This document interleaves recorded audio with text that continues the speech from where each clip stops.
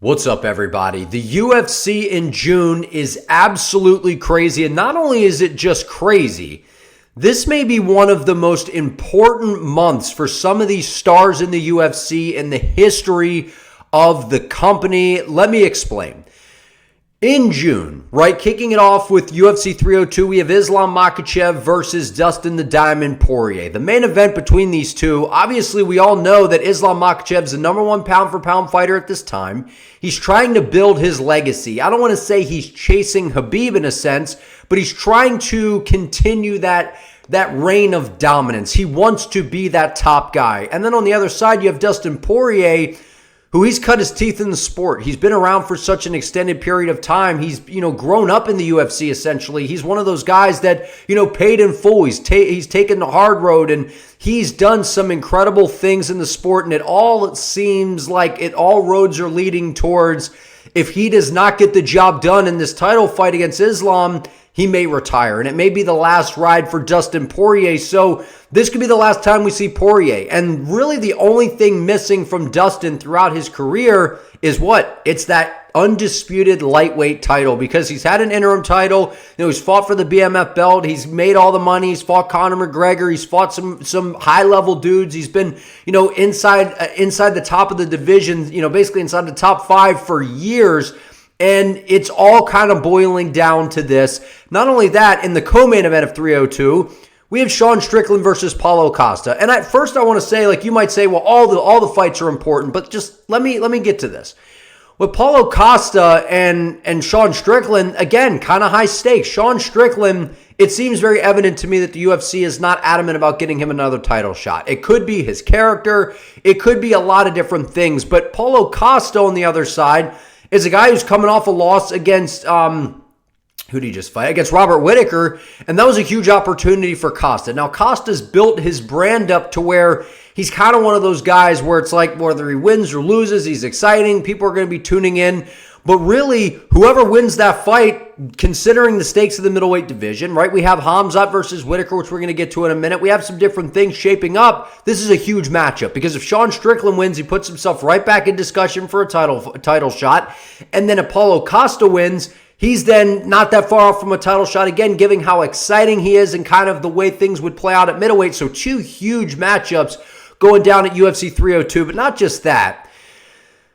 Robert Whittaker versus Khamzat Chimaev, the fight night, is one of the biggest matchups that we have in 2024. And I know that may sound crazy. It may sound a little blown out of proportion. The thing is, Khamzat is one of those guys where he hasn't been very active over the past few years. He kind of bursted onto the scene. He was looked at as this wrecking ball, this guy that, had this scary aura. Nobody was wanting to fight him. He was invincible. He was taking no damage. He was mauling people. It was insane the way that Khamzat bursted onto the scene. And then he fought Gilbert Burns. And then we kind of have more volunteers being like, oh, I'll fight him now. Because they got to see the guy is human. But we saw him move up to 185. And everyone's like, oh, well, we saw him against Usman and that was his 185 sample. It's like, no, we saw him against Gerald Meerschaert where he starts him with one shot. Goes out there against Kamaru Usman on short notice. Allegedly, it sounds like he broke his hand or something. And Khamzat's not getting the credit that he really deserves in that matchup against Usman. But the point is, he's going in there against Robert Whittaker, who is one of the greatest middleweights of all time. A guy that he's kind of became the Max Holloway at middleweight, right? Outside of Israel Adesanya and then that one loss to DDP, he's been running through everybody. He's just been one step above the rest of the contenders that have wanted a title shot and have had to wait a little bit longer because they ran into Robert Whittaker and lost. And Whittaker has just been that guy who's incredibly well-rounded, has very good striking, has good power. And this seems to be the biggest test of Khamzat's career. And I know that Usman took the fight on short notice, and Usman is a former champion, and he is outstanding. But this is a real 185er in Robert Whittaker, a guy that's really well-rounded and has basically essentially beaten almost everybody at middleweight and has been at top of the division for so many years to where if Whittaker can go out there and beat Khamzat Chimaev, and not just beat him, finish him, I would have to think that I don't want to say that ends Khamzat. That certainly buries him he's going to really have to do something crazy after that to try to get back to to kind of what we're looking at here, because Khamzat's aura has been this scary, invincible juggernaut that just is known for just domination. And I just feel if he goes out there and something happens where Robert Whittaker wins, I mean, all of that comes crashing down on Khamzat Chimaev, because the guy has not been active over the past few years. There's a lot of buzz around. Is that his fault? Is it the UFC? I don't know whose fault it is, but the point is, if Khamzat goes out there and loses to Robert Whittaker, that would be a huge blow, because there's a lot on the line here. If Robert Whittaker goes out there and wins, he has a great case for winning a title shot, or getting a title shot next, because he just beat Costa, goes out there, beats Khamzat. He'll probably be next in line for a title shot. And then if Khamzat on the other side, if he goes out there and dominates Robert Whittaker, we already know that he'll be next in line for a title shot. I mean, he's one of the biggest names in the sport, one of the biggest stars the UFC has. And the aura of invincibility, it's taken a little bit of a hit. I think we can all agree there. I think Khamzat is still incredibly high level. He doesn't get the credit he deserves at times. But I think that him going out there and losing to Robert Whittaker would just be a devastating blow. And I'll give my prediction as we get a little closer to the fight. Huge stakes on that matchup. And then we move to UFC 303, International Fight Week. Conor McGregor versus Michael Chandler. I mean, does it get any bigger? I mean, in a way, like, I know people are kind of like, oh, we don't really care. We're not excited. It's, we wanted this fight, this and that. When it comes to fight week, I feel like we're all going to be buzzing about Conor McGregor being back. And not just that. Conor McGregor, everyone rips on him for not having a win in years and all these different things. And he's coming off 2 losses. I know one was a leg break. The other one, he was looking really good until he got finished by Poirier in the second outing. It's been crazy for Conor McGregor. He's been injured. He's been doing movies. He's been away.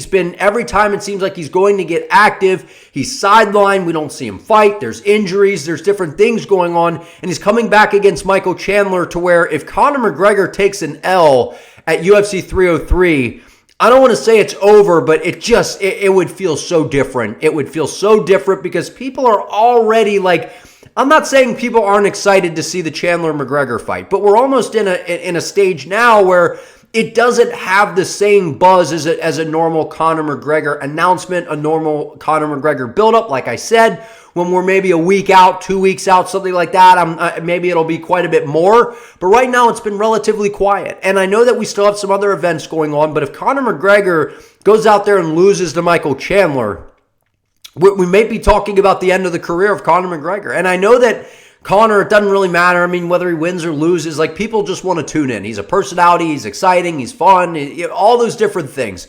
So I kind of take it with a grain of salt when people are like, oh, his career's over. I wouldn't go that far. But what I will say is, if he loses to Michael Chandler, man, I mean, this is kind of a favorable, I'm not saying a favorable matchup, but stylistically, it's a pretty good matchup for Conor, because the lightweight division is crazy stacked. There's a lot of dangerous potential matchups for him in there. And Michael Chandler is a guy that is probably going to come in there and just try to put on a show. He's probably going to try to be entertaining. He's going to swing wild and give Conor plenty of opportunities to slide back and counter with that beautiful left hand that we've known Conor to have.